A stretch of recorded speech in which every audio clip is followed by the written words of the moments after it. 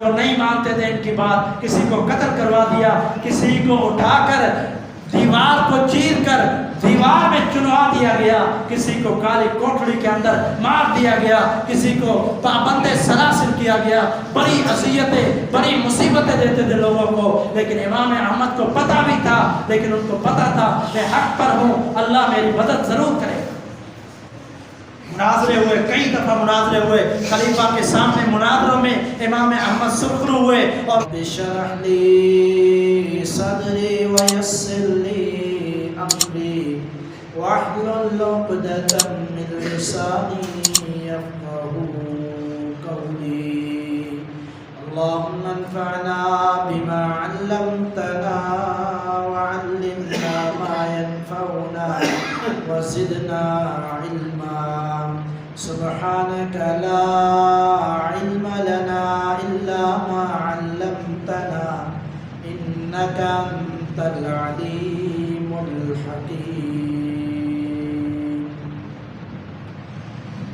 مختصر حمد و ثنا کے بعد معزز سامعین، برادران اسلام، واجب الاحترام دوستوں، بزرگوں، بھائیوں، بہنوں، پچھلے موضوع کا آج تک ملا ہے۔ آج پچھلے موضوع کو ہم مکمل کریں گے، اور وہ موضوع تھا کہ قرآن مجید کی بے حرمتی کی گئی سویڈن کے اندر مسلمانوں نے احتجاج بھی ریکارڈ کروائے، مسلمانوں نے جلوس بھی نکالے،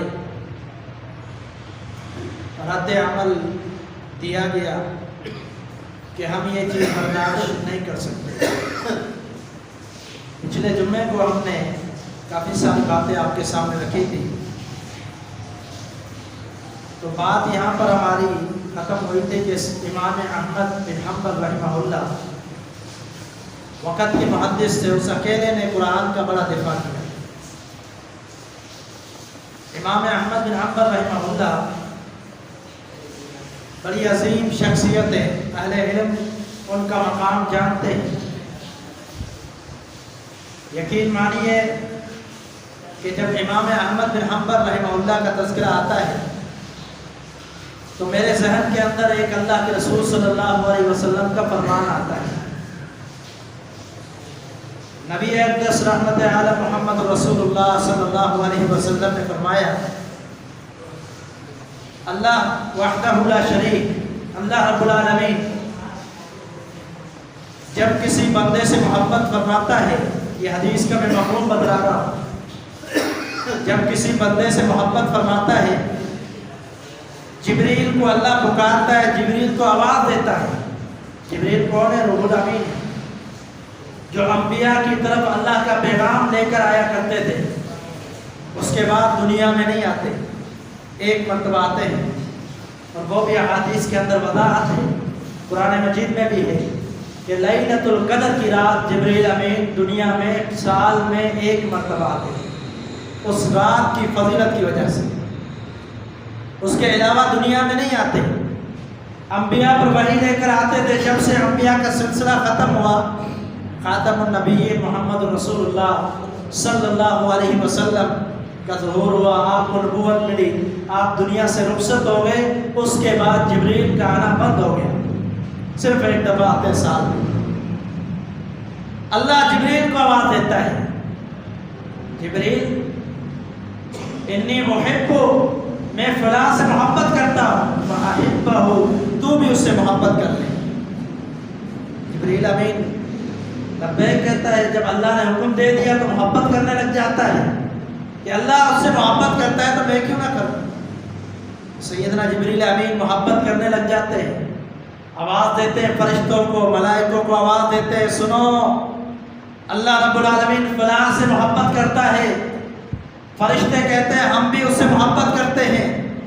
اللہ فرماتا ہے پھر اس محبت کو ہم دنیا پر نازل کر دیتے ہیں، پھر اس محبت کو دنیا میں نازل کر دیتے ہیں، جس کا مطلب یہ ہے کہ اہل ایمان والے، اللہ سے محبت کرنے والے اس بندے کی محبت اپنے دل میں جگاتے ہیں اور اس بندے سے محبت کرنے لگ جاتے ہیں۔ یقیناً یہ حدیث امام احمد بن حنبل رحمہ اللہ پر بھی صادق آتی ہے کہ اللہ تعالیٰ کی اس سے محبت تھی.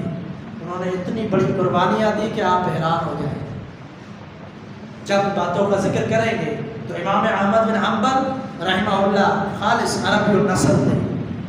احمد بن حنبل کنیت ابو عبداللہ تھی. کتاب انہوں نے لکھی ہے مسند احمد.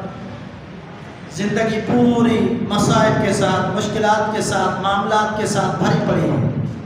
پھر بھی کتاب لکھی، حدیث کا مجموعہ تیار کیا. 40,000 احادیث موجود ہے مسند احمد کے اندر جو امام احمد رحمہ اللہ نے لکھی. مسند احمد بڑی معروف کتاب ہے.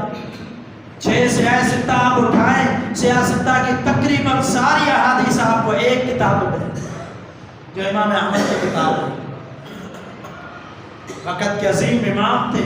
انہوں نے اللہ کی کلام کی حفاظت کی، اللہ کی کتاب کی حفاظت کی، ایسی عظیم حفاظت کی کہ دنیا کے اندر آج تک ایسی مثال کسی نے قائم نہیں کی. یہ امام احمد بن حنبل رحمہ اللہ نے قرآن کا دفاع کیا. آج ہمارے اوپر جب بات آتی ہے تو ہم سوئے رہتے ہیں، ہمیں کوئی پرواہ نہیں ہوتی. وہاں ایک امام، حدیث کا امام، ایک امام پوری خلافت کو اس نے پریشان کر کے رکھ دیا. پوری خلافت مجبور ہو گئی ان کے سامنے، گھٹنے ٹیکنے پر مجبور ہو گئے کہ امام احمد نے نہیں مانا. امام احمد بن حنبل رحمہ اللہ، ان کا تذکرہ کرنے سے پہلے قرآن مجید کی ایک شان بیان کرنا چاہوں گا. اللہ تعالیٰ قرآن مجید میں ہی ایک آیت میں فرماتا ہے، سورۃ احزاب کی آیت ہے.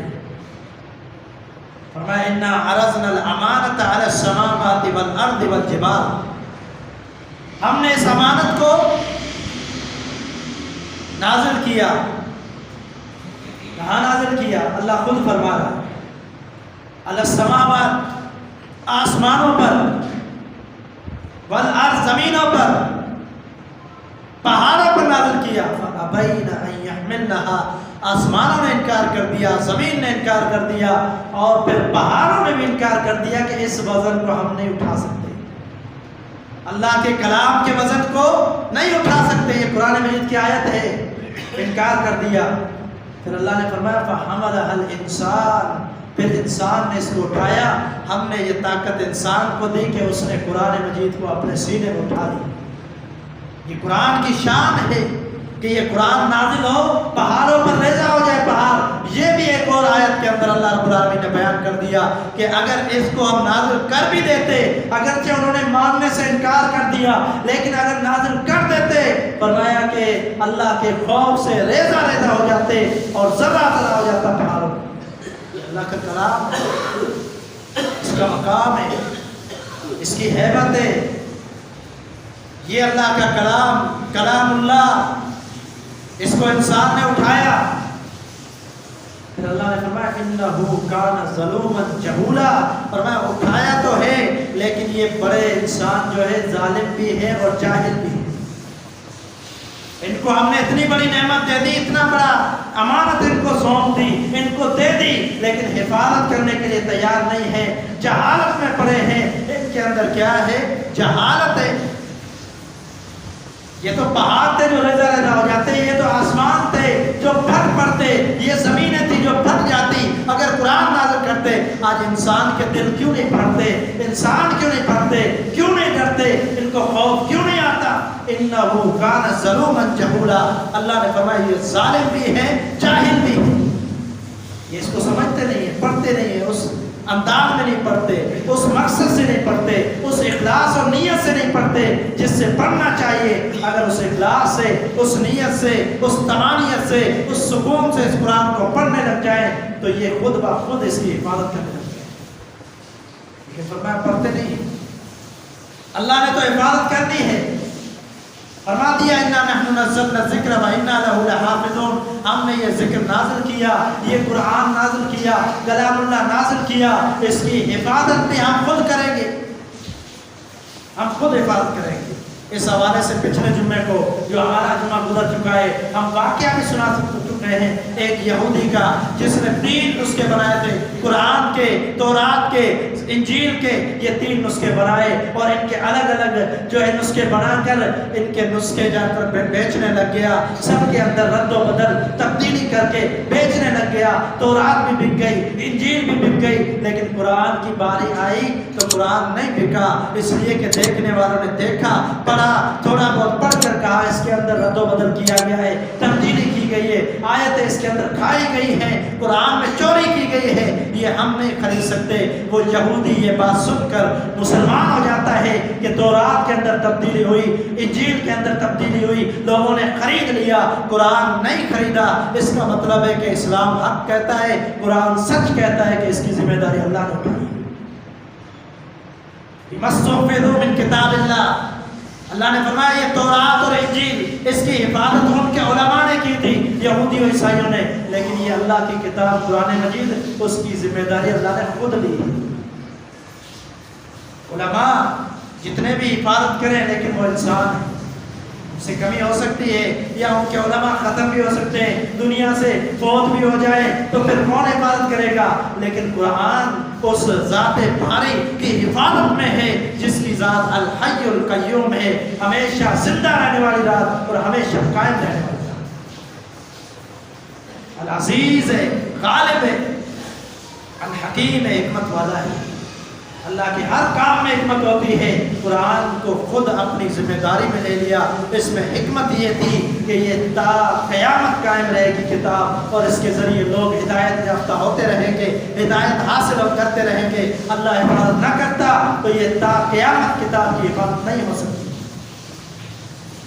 کئی کوششیں چل رہی ہیں، آج چند دن قبل میں میڈیا میں دیکھ رہا تھا، ایک کلپ تھا، اس کلپ کے اندر یہ بتلایا گیا تھا کہ قرآن مجید کے کچھ نسخے تیار کیے جا رہے ہیں، پاکستان کے اندر تیار ہو رہے ہیں اور بیرون ملک جا رہے ہیں، اور وہاں پر جو مسلمان ہیں جن کو پتہ نہیں ہے قرآن کے ترجمے کا، لا علم ہے، ان کو پڑھائے جاتے ہیں اور ان میں تبدیلی کی گئی ہے۔ یہ بڑی سازش بے نقاب ہو چکی، میڈیا پر آ چکی اور ان پر چھاپے مارے گئے، پکڑے گئے لوگ، لیکن آج تک ان کو کوئی انتقام نہیں لیا گیا، ان میڈیا والوں کو سیل نہیں کیا گیا۔ کیا مطلب ہے؟ مطلب یہ ہے کہ یہ ہمارے جو اس وقت حکمران طبقہ وغیرہ ہے، یہ سارے کے سارے اپنے مقصد کے لیے بیٹھے ہوئے، ان کو دین سے کوئی غرض نہیں۔ حالانکہ میڈیا پر بات آ چکی، ظاہر ہو چکا کہ یہ اتنی بڑی خیانت کی جا رہی ہے قرآن میں، لیکن یہاں بھی ایک نقطہ ہے کہ یہاں بھی یہ خیانت چھپی نہیں۔ اگرچہ ہماری تو کیفیت یہ ہے کہ سالوں کے بعد کبھی رمضان میں اٹھا کر قرآن دیکھتے ہیں، لیکن اللہ کے وہ بندے بھی موجود ہیں جو قرآن کو چیک کرتے رہتے ہیں کہیں کسی نے غلطی تو نہیں کی۔ وہ بھی اللہ کی حفاظت ہے، وہ حفاظت اللہ نے کی ہے۔ تو قرآن مجید کی حفاظت کا ذمہ اللہ نے لیا ہے۔ اللہ تعالیٰ نے ہر موڑ پر ہر وقت اس کی حفاظت کی ہے۔ شروع کے اندر 2 صدی کے اندر امام احمد بن حنبل رحمہ اللہ نے بھی قرآن مجید کی بڑی عظیم حفاظت کی اور رہتی دنیا تک یہ پیغام چھوڑ دیا کہ قرآن اللہ کا کلام ہے، غیر مخلوق، مخلوق نہیں ہے۔ یہ امام احمد بن حنبل پر مصائب کیسے آئے؟ وقت کے امام تھے، محدث سے۔ امام احمد بن حنبل کے دور میں عباسیوں کی خلافت تھی، خلیفہ مامون جو ہارون رشید کا بیٹا تھا اس کی خلافت تھی، اس کے بعد معتصم تھا، اس کے بعد متوکل تھا۔ یہ خلیفے جو تھے پیدر پہ خلیفے آ رہے تھے، لیکن کیا ہوا ان کے ساتھ؟ ان کو کیوں ایسا فہم اور غلط خیال آیا؟ ایک شخص قاضی تھا ان کے وقت کا، احمد بن ابی داؤد، اس کا نام تھا احمد بن ابی داؤد۔ احمد بن ابی داؤد یہ وقت کا قاضی تھا اور عالم بھی تھا، فقہ بھی جانتا تھا، فلسفہ بھی جانتا تھا، بات کرنے کا بھی بڑا ہوشیار تھا، اور امام وقت جو اس وقت امام تھا وقت کا اور خلیفہ تھا وہ مامون تھا۔ اس سے پہلے احمد بن ابی داؤد وہ ہارون رشید کے دور میں بھی تھا، اس کے بھی قریب تھا، لیکن ہارون رشید خود بڑا ذہین تھا، خود بڑا علم رکھنے والا تھا، اس نے اس کی باتوں کو نہیں مانا۔ اور اس پر غور نہیں دیا، سنی انسنی کر دی. لیکن جب مامون کا دور آیا، مامون کے دور میں اس نے کیا کیا؟ اس نے آ کر مامون کے کان بھرے اور کہا کہ قرآن یہ اللہ کا کلام نہیں ہے بلکہ مخلوق ہے. اس کو اپنی جاہلانہ جو فقہ تھی وہ بتلاتا گیا، جاہلانہ دلائل دیتا گیا، حتیٰ کہ اس کو قائل کر دیا اس بات پر کہ قرآن جو ہے یہ مخلوق ہے اور اللہ کا کلام نہیں ہے. اب یہ احمد بن ابی داؤد جس نے یہ کام کیا تھا، یہ کون تھا؟ یہ وقت کا معتزلی شخص تھا. ایک گمراہ فرقہ اس وقت شروع ہوا تھا جس کو کہتے تھے معتزلہ. معتزلہ گمراہ فرقہ تھا. انہوں نے اللہ کی صفات کا انکار کرنا تھا، بہت ساری اللہ کی صفاتوں کا انکار کیا، جن میں یہ بھی انکار تھا کہ اللہ نعوذ باللہ کلام نہیں کرتا، بات نہیں کرتا. اسی لیے انہوں نے کہا قرآن مخلوق ہے، اللہ کا کلام نہیں ہے، اللہ کا قول نہیں ہے، مخلوق ہے. اب یہ معتزلہ شخص اس نے وقت کے قاضی کو بھی گمراہ کر دیا. اس کی لڑی کہاں ملتی ہے؟ اب آپ دیکھیں کہ یہ جو فکر ہے، یہ جو سوچ ہے کہاں سے آئی ہے کہ قرآن کلام اللہ نہیں ہے، یہ سوچ کہاں سے آئی ہے؟ اس نے علم حاصل کیا جہم بن صفوان سے. یہ جہمیہ ایک فرقہ ہے گمراہ، اہل علم جانتے ہیں، انہوں نے بھی صفات کو ماننے سے انکار کر دیا. یہ جہمیہ تھے. انہوں نے جہم جو تھا اس نے اپنا علم حاصل کیا جعد بن درہم سے.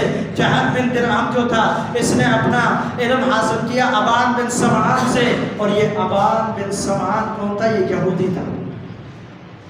یہ ابان بن سمعان یہودی تھا. اور اس نے علم حاصل کیا کس سے؟ لبید بن عاصم سے. اور لبید بن عاصم بڑا معروف شخص ہے نعوذ باللہ، جس نے محمد رسول اللہ صلی اللہ علیہ وسلم پر جادو کیا تھا. یہ لبید بن عاصم تذکرہ آتا ہے حدیث کے اندر، اس نے اللہ کے رسول صلی اللہ علیہ وسلم کی ذات پر جادو کیا تھا. یہ یہودی شخص تھا اور اس کا ایک بھانجا تھا جس کا نام تھا طالوت. اس نے علم حاصل کیا. اور طالوت وہ بدبخت شخص تھا جس نے اس وقت کتاب لکھی تھی کہ تورات اللہ کا کلام نہیں ہے. حالانکہ قرآن میں باتیں واضح طور پر موجود ہے کہ قرآن میں اللہ نے فرمایا وَكَلَّمَ اللَّهُ مُوسَىٰ تَكْلِيمًا، اللہ تعالیٰ نے موسیٰ علیہ السلام سے کلام کیا.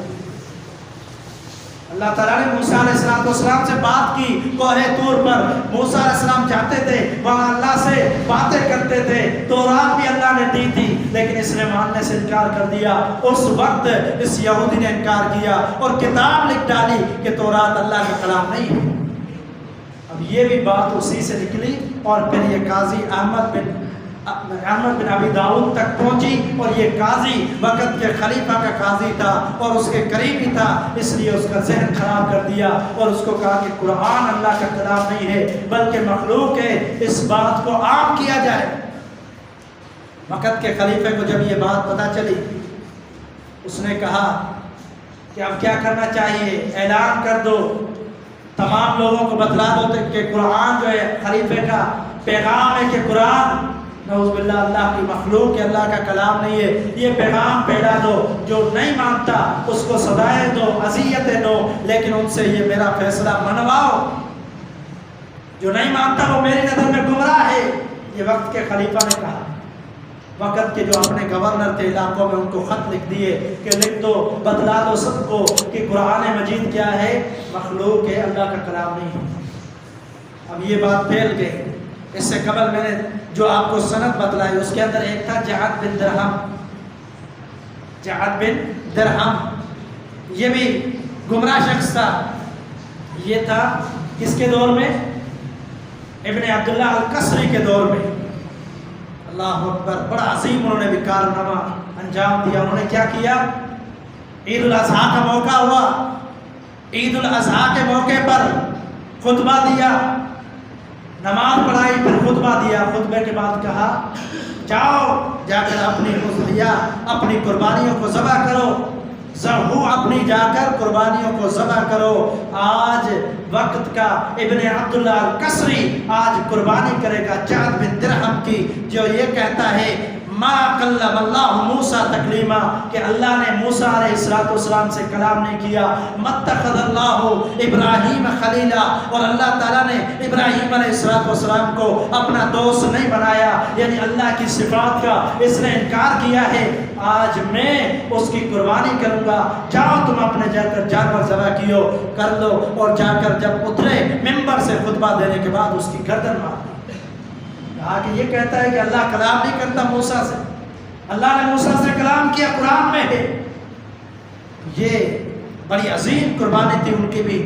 پیغام پہنچا دیا سب کو، ایک شخص کو قتل کر دیا، سب تک پیغام پہنچ گیا کہ قرآن کے بارے میں کوئی یہ نہ کہے کہ مخلوق ہے. اس وقت یہ فتنہ اٹھا تھا. اور پھر اسی کا شاگرد احمد بن ابی داؤد بعد میں آنے والا، اس نے بھی یہ فتنہ اٹھایا. اس وقت یہ ایک ضرب سے سارا فتنہ دب گیا. لیکن آج کیا ہو رہا ہے؟ ضرب بہت، قتل بہت قتل ہو رہے ہیں عباسیوں کے دور کے اندر. کیوں؟ کیونکہ یہ کہتے ہیں مخلوق اللہ کا کلام، مخلوق کے قرآن، اور یہ نہیں کہتے، اس لیے ان کو قتل کر وہاں دبا دیا گیا فتنے کو. یہاں دوبارہ فتنہ شروع ہوا ہے. احمد بن ابی داؤد اس کا فتنہ، اس نے کہا مخلوق ہے. اب یہ آزمائش شروع ہو گئی، علماء پر بھی آزمائش شروع ہو گئی، عوام الناس پر بھی آزمائش شروع ہو گئی.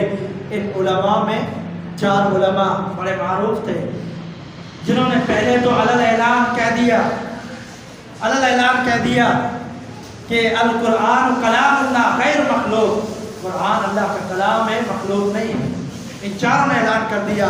لیکن کیا ہوا؟ ان کو پابند کیا گیا اور خلیفہ کا حکم آیا کہ ان کو سب کو قید میں ڈال دو. جب قید میں ڈال دیا گیا اس کے بعد 2 نے اقرار کر دیا اور کہا کہ ہم خلیفہ کی بات کو مان لیتے ہیں. جب 2 نے مان لیا باقی 2 بچ گئے. ان 2 میں ایک کا نام اسحاق تھا اور ایک کا امام احمد بن حنبل. جب ایک تھا، اب دونوں نے انکار کر دیا، کہا کہ اللہ کا کلام ہے، ہم نہیں مانیں گے کچھ بھی ہو جائے. اللہ کا کلام ہے، ہم مخلوق نہیں مانیں گے، کچھ بھی ہو جائے، جو کرنا ہے کر لو. اب یہ دوسرے علاقے کے اندر تھے. حکم دیا گیا کہ ان کو خلیفہ تک پہنچایا جائے. امام احمد کو اور دوسرے وقت کے محدث کو، دونوں کو لے جایا گیا. اور راستے میں جو ایک دوسرا امام تھا وہ شہید ہو گیا، فوت ہو گیا. اور جو امام احمد بن حنبل تھے وہ اکیلے بچے تھے اور ان کو لے کر جایا جا رہا ہے. فرماتے ہیں راستے میں ایک شخص مجھے ملتا ہے، ایک غریب دیہاتی شخص ملتا ہے، اور اس نے مجھے دیکھا، کہا امام صاحب آپ کو بڑی تکالیف آئیں گی، بڑی پریشانیاں آئیں گی، لیکن میری بات یاد رکھنا، آج امت پوری آپ کی طرف دیکھ رہی ہے، پوری امت آپ کی طرف دیکھ رہی ہے.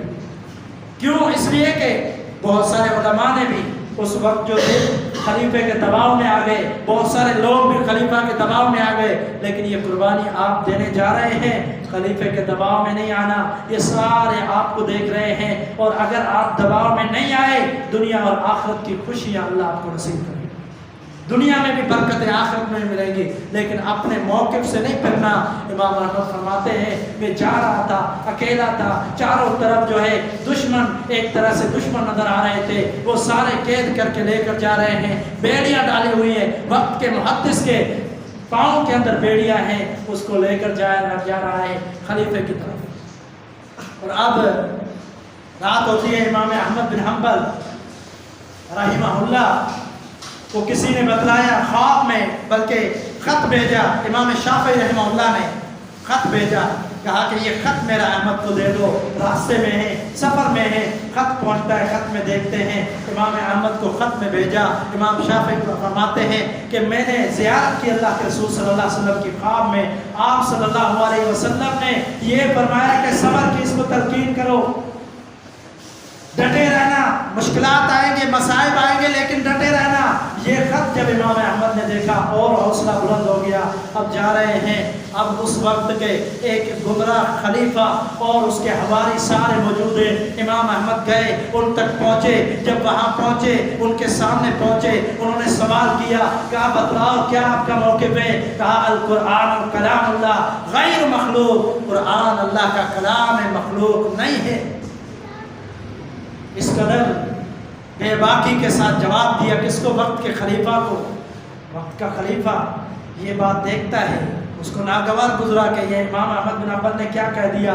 ساتھ میں سپاہی بھی موجود ہیں, ساری فوج بھی کھڑی ہے, لیکن امام احمد نے صرف اللہ کا خوف دیکھا, صرف اللہ کا خوف رکھتے ہوئے کہہ دیا کہ میرا موقف یہ ہے. اس کے بعد مسائل مشکلات آئیں. وہ ایسے خلیفہ تھے, آپ تاریخ اٹھا کر پڑھیں, انہوں نے بہت سارے مظالم بھی کیے, اور جو نہیں مانتے تھے ان کی بات, کسی کو قتل کروا دیا, کسی کو اٹھا کر دیوار کو چیر کر دیوار میں چنوا دیا گیا, کسی کو کالی کوٹڑی کے اندر مار دیا گیا, کسی کو پابند سلاسل کیا گیا. بڑی اذیتیں, بڑی مصیبتیں دیتے تھے لوگوں کو. لیکن امام احمد کو پتہ بھی تھا, لیکن ان کو پتہ تھا میں حق پر ہوں, اللہ میری مدد ضرور کرے. امام احمد بن حنبل رحمہ اللہ اب انکار کر دیا, کہا اللہ کا کلام ہے, مخلوق سے انکار کرتا ہوں, مخلوق نہیں ہو سکتا.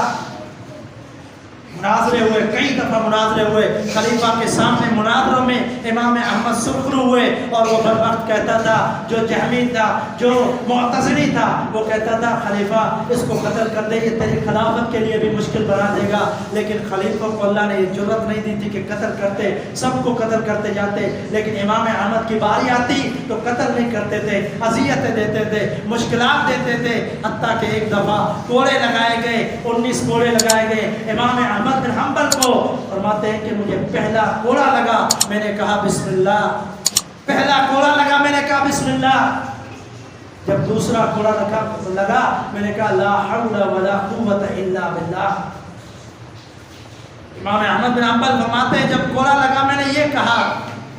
پھر فرماتے ہیں جب یہ کوڑوں کی برسات ہونے لگی, میں نے کہا نہیں یصیبنا الا ما كتب اللہ لنا, کہا کہ ہمیں وہی پہنچے گا جو اللہ نے ہمارے لیے لکھ دیا ہے. فرماتے ہیں پھر کوڑا مارا, میں نے کہا القرآن کلام اللہ غیر مخلوق. جب میں نے کہا قرآن اللہ کا کلام ہے, مخلوق نہیں ہے, اور اس کے بعد میں بے ہوش ہو گیا. پھر ہوش آئی, پھر ان ظالموں نے مجھ پر ظلم کیا, لیکن میں نے کہا قرآن اللہ کا کلام ہے, مخلوق نہیں ہے. 3 خلیفوں نے بار بار تشدد کا نشانہ بنایا, بار بار کوڑے مارے گئے. حتیٰ کہ ایک کوڑے والے شخص نے یہ کہا کہ میں نے امام احمد بن حنبل کو کوڑے لگائے تھے, بیماری میں تھے, بستر مرگ پر تھے. میں آیا, میں نے کہا امام صاحب میں آپ سے معذرت کرتا ہوں, میں حق کو پہچان گیا ہوں, اس وقت میں مجبور تھا, خلیفہ کا حکم تھا, میں نے آپ کو کوڑے لگائے, میں معذرت کرنا چاہتا ہوں. امام احمد بن حنبل نے فرمایا میں نے سب کو معاف کر دیا, میں نے سب کو معاف کر دیا. علم دیکھیے, بردباری دیکھیے. یہ عظیم شخصیتیں تھی جنہوں نے دین اسلام کو سہارا ایک طرح سے دیا, قرآن کی حفاظت کی, قرآن کا دفاع کیا. اس وقت ایسے عظیم محدث سے کہ اس کے بعد کسی کو جرأت نہ ہوئی کہ علل اعلان کوئی یہ کہہ دے کہ قرآن مخلوق ہے. امام احمد بن حنبل کی اکیلے کی یہ خواہش, یہ کاوشیں تھی, اور یہ کوئی معمولی سزائیں نہیں تھی. ایک کوڑا لگانے والا شخص اپنے کوڑے کا تذکرہ کرتا ہے, کہتا ہے میں نے امام احمد بن حنبل کو جو کوڑے لگائے تھے, اگر کسی ہاتھی کو لگائے جاتے وہ ہاتھی بھی چیخ اٹھتا ہاتھی. لیکن امام احمد نے برداشت کر لیے کوڑے, پتہ بھی تھا, لیکن برداشت کیا کس لیے؟ اللہ کے کلام کے لیے, قرآن مجید کی حفاظت کے لیے, قرآن مجید کے دفاع کے لیے. اسی لیے اللہ تعالیٰ نے آج تک مقام اور مرتبے کے اندر بڑا اعلیٰ مقام دیا ہے, اور قیامت تک امام احمد بن حنبل کا نام لیتا جائے رہے گا. کیوں؟ اس لیے کہ انہوں نے ایسی عظیم ضخیم کتاب لکھ دی جو 40,000 احادیث پر مشتمل ہے, مسند احمد. وہ جب بھی پڑھی جائے گی امام احمد بن حنبل کو اجر بھی ملتا ہے. یہ وقت کے عظیم محدث تھے جنہوں نے قرآن مجید کا دفاع کیا. آج کہیں قرآن مجید کی گستاخی ہوتی ہے, بے حرمتی ہوتی ہے, ہم مسلمان خاموش رہتے ہیں. کہا بھی جاتا ہے کہ آؤ تھوڑا سا احتجاج کر لیتے ہیں, آدھے گھنٹے کی قربانی دے دو, اس کے لیے بھی ہم تیار نہیں ہوتے. ایمان کا خیر مناؤ کہ ہمارا ایمان کہاں تک پہنچ گیا ہے, کیا بنے گا ہمارا. یہ امام احمد بن حنبل کو سزائیں دینے والے, ان کو اللہ نے دنیا میں ہی سزائیں دی. یہ سب سے بڑا جو دشمن اس وقت تھا, معتزلی گمراہ شخص جس نے خلیفے کو سزا دینے پر ابھارا تھا, وہ کون تھا؟ احمد بن ابی داؤد. اس احمد بن ابی داؤد قاضی کے ساتھ کیا کیا متوکل نے, جو 4تھے نمبر پر خلیفہ آیا, المتوکل باللہ. اس نے کیا کیا؟ جب اس کا دور آیا تو یہ سمجھ گیا کہ جو امام احمد کہتے ہیں وہ سچ ہے اور حق ہے. جو امام احمد کہتے ہیں وہ سچ اور حق ہے، قرآن اللہ کا کلام ہے، مخلوق نہیں ہے، تو پھر انہوں نے کیا کیا؟ بہت نوازشیں کی امام احمد پر، اور امام احمد کو کئی دفعہ ہدیے تحفے تحائف بھیجے، لیکن امام احمد نے قبول نہیں کیے، نہیں قبول کیے، حتیٰ کہ اس قدر عظیم محدث سے کہ پتہ چلتا کہ کوئی بندہ وقت کے خلیفے کے ساتھ تحفے تحائف خلیفے کے لیتا ہے اور وہ کھاتا ہے، اس کو استعمال کرتا ہے، ان کے ساتھ بھی بیٹھنا پسند نہیں کرتے تھے۔ امام احمد بن حنبل ان کے ساتھ بھی بیٹھنا اور کھانا پسند نہیں کرتے تھے، کیوں؟ کیونکہ وہ کہتے تھے کہ یہ خلیفے کے ہدیہ دیے ہوئے ہیں، ہم ان کے ہدیے کھا کر، ان کے تحفے کھا کر دین کے اندر کمزور پڑ سکتے ہیں، اس لیے نہ ان کا ہدیہ ہمیں قبول ہے نہ ان کا تحفہ قبول ہے۔ امام عبدالرزاق رحمہ اللہ وقت کے محدث ہیں، کتاب لکھی ہے مصنف عبدالرزاق، ان کی بھی بڑی کتاب ہے حدیث کی۔ فرماتے ہیں امام احمد بن حنبل رحمہ اللہ یمن میں آئے، دین کا علم حاصل کر رہے ہیں، لیکن معاش کے لیے بڑے پریشان تھے معاش کے لیے، معیشت کے معاملے میں، کھانے پینے کے لیے چاہتے تھے کوئی کام بھی کرو، لیکن کوئی کام نہیں ملتا تھا، مزدوری بھی کر لیتے تھے، بڑے عظیم محدث تھے، اپنے پیٹ کے لیے مزدوری بھی کر لیتے تھے، لیکن کسی سے مانگ کر نہیں کھاتے تھے۔ امام احمد بن حنبل رحمہ اللہ اس وقت فرماتے ہیں، امام عبدالرزاق اس وقت کیا ہوا؟ اس وقت امام احمد بن حنبل کو میں نے کچھ دینار دیے، میں نے کہا امام صاحب یہ آپ دینار پکڑ لیجئے، یمن میں کوئی کام کاج نہیں ہے، آپ پریشان ہوتے رہتے ہیں، آپ دین کا کام کرتے ہیں، حدیث کا کام کرتے ہیں، یہ کچھ دینار میری طرف سے قبول کر لیجئے۔ لیکن امام احمد نے انکار کر دیا۔ امام عبدالرزاق رحمہ اللہ یہ بات بیان کرتے ہوئے رو دیتے ہیں اور ان کے آنکھوں سے آنسو جاری ہو جاتے ہیں، اس قدر صبر و استقامت کے عظیم پہاڑ تھے امام احمد بن حنبل، جنہوں نے قرآن مجید کا دفاع کیا، جنہوں نے وقت کے خلفاء کے سامنے ڈٹ گئے۔ اب اس کے وقت متوکل کے وقت کے اندر کیا ہوا؟ متوکل نے پیغام یہ بھیجا کہ جو قاضی احمد بن ابی داؤد ہے، آپ فتویٰ دیجئے کہ میں اس کا سارا مال ضبط کروں۔ قضات کا جو اس کا عہدہ تھا وہ تو اس کا ختم ہو گیا، معزول کر دیا گیا، اس کو قاضی کے عہدے سے ہٹا دیا گیا، متوکل نے اس کو ہٹا دیا، کیونکہ اس کا عقیدہ یہ تھا کہ قرآن مخلوق ہے، اور وہ سمجھ چکا تھا قرآن مخلوق نہیں ہے، اللہ کا کلام ہے، اس نے اس کو عہدے سے فارغ کر دیا۔ اب امام احمد کے پاس خط بھیجا، کہا کہ احمد بن ابی داؤد جس کی وجہ سے آپ کو بڑی تکلیفیں پہنچی، بڑے مصائب آپ نے دیکھے، اسی کی وجہ سے خلفاء نے آپ پر ظلم کیا، زیادتی کی، اب میں چاہتا ہوں کہ آپ اس کے خلاف فتویٰ دیں، اس کے خلاف فتویٰ دے تاکہ میں اس کا سارا مال ضبط کر دوں۔ میں نے اس کے بیٹوں کو بھی جیل میں ڈال دیا ہے، قید میں ڈال دیا ہے، اس کے بیٹے کو بھی قید میں ڈال دیا ہے، لیکن میں چاہتا ہوں اس کا مال بھی ضبط کر دوں۔ لیکن امام احمد نے فرمایا کہ میں فتویٰ نہیں دوں گا، میں فتویٰ نہیں دوں گا، یہ کیا ہو جاتا، انتقام ہو جاتا، اس لیے فرمایا میں انتقام نہیں لینا چاہتا، جائیے دوسرے محدثین ہیں ان سے جا کر فتویٰ لیجئے۔ امام احمد وقت کے عظیم محدث، اس نے انتقام بھی نہیں لیا، لیکن آخر میں یہ کہتے گئے، کہا کہ میں نے خلیفہ مامون کو بھی معاف کر دیا، میں نے خلیفہ معتصم کو معاف کر دیا، میں نے خلیفے جتنے آئے جنہوں نے مجھ پر ظلم کیے، جنہوں نے مجھ سے زیادتیاں کی، میں نے سب کو معاف کر دیا، لیکن ایک بدبخت کو میں معاف نہیں کروں گا، اور وہ تھا احمد بن ابی داؤد۔ کیوں؟ کیونکہ اس لیے کہ وہ بدعتی شخص تھا، اس نے دین میں بدعت شروع کی، اس نے لوگوں کو گمراہ کیا، اس سے توبہ طائب بھی نہیں ہوا، اس لیے اس کو معاف نہیں کروں گا، باقی سب کو معاف کروں گا۔ یہ امام احمد بن حنبل رحمہ اللہ تھے۔ ان ابراہیم کان امتا قانتا للہ، اللہ فرماتا ہے ابراہیم خلیل اللہ، ایک اللہ کا ایک بندہ، ایک اللہ کا پیغمبر، ایک اللہ کا نبی، کان امتا، اکیلا ایک امت کی طرح سا، ایک امت کی طرح تھا، اکیلا ایک امت کی طرح تھا۔ یہ پوری ہزاروں لاکھوں کی تعداد میں انسانیت دنیا میں موجود ہے، یہ ایک ابراہیم خلیل اللہ کے برابر نہیں ہو سکتی، ساری مل کر یہ ایسے شخص بھی اللہ پیدا کرتا ہے جو اکیلے ہوتے ہیں اور وہ پوری امت کے برابر ہوتے ہیں۔ اس وقت پورے خلفاء، پوری مشینری سب امام احمد کے خلاف تھے، لیکن اکیلا دین پر استقامت قائم اور دائم رہا، مرتے دم تک عقیدہ نہیں چھوڑا، عمل نہیں چھوڑا، اور بے بس کر دیا وقت کے خلفاء کو، کہا جو کرنا ہے کر لو۔ امام احمد یہی کہے گا، القرآن کلام اللہ غیر مخلوق، قرآن اللہ کا کلام ہے، اللہ کی صفتیں اللہ کی مخلوق نہیں ہے۔ حتیٰ کہ وقت کے خلیفے نے کہا امام احمد آپ اپنے پر رحم کیجئے، اپنے آپ پر رحم کیجئے، اپنے آپ کو بچا لیجئے، سزا سے کوڑوں سے بچا لیجئے، میں تو اگر نہیں مانو گے تو حکم دوں گا، کوڑے لگیں گے۔ کہا تو کیا کہتا ہے، جو مرضی کرنا ہے کر لے، لیکن مجھے کوئی حدیث اتنی بکتاب اللہ، یا تو اللہ کی کتاب سے کوئی آیت دکھا دے، یا تو پیارے پیغمبر کے فرمان سے کوئی حدیث دکھا دے جس میں یہ ہو کہ قرآن اللہ کی مخلوق آگے دکھا دے۔ اگر دکھا دے گا تو مانوں گا، نہیں دکھاتا تو میں اللہ کے قرآن کے فیصلے پر قائم ہوں اور پیارے پیغمبر کی حدیث پر قائم ہوں۔ یہی لوگ ہیں جنہوں نے ایمان کا ثبوت دیا، یہی لوگ ہیں جنہوں نے منوایا دنیا کے اندر کہ اگر ایک بھی حق پر قائم ہو جائے تو اس کا پوری دنیا کے لوگ مل کر بھی کچھ نہیں بگاڑ سکتے۔ آج بھی ہمیں کردار ادا کرنا ہوگا، جس فارم پر بھی ہماری پہنچ ہے ہم وہاں تک آواز اٹھائیں کہ قرآن کی گستاخی ہم برداشت نہیں کر سکتے، قرآن کی بے حرمتی نہیں برداشت کر سکتے، چاہے وہ سویڈن میں ہو، چاہے پاکستان میں ہو، چاہے دنیا کے کسی بھی کونے میں ہو، ہم اس کے خلاف آواز اٹھائیں گے اور مثالیں وہی قائم کریں گے جو وقت کے محدثین نے مثالیں قائم کی، تاکہ اللہ کے دین کی حفاظت ہوتی رہے اور ظالم جو ہے ہمیشہ رسوا تباہ و برباد ہوتے رہیں، اور ان کی جو یہ کوششیں ہیں ہمیشہ انشاءاللہ ناکام کرتے رہیں گے۔ اللہ رب العالمین سے دعا ہے حق سچ سمجھنے کی توفیق عطا فرمائے، وما توفیق الا باللہ۔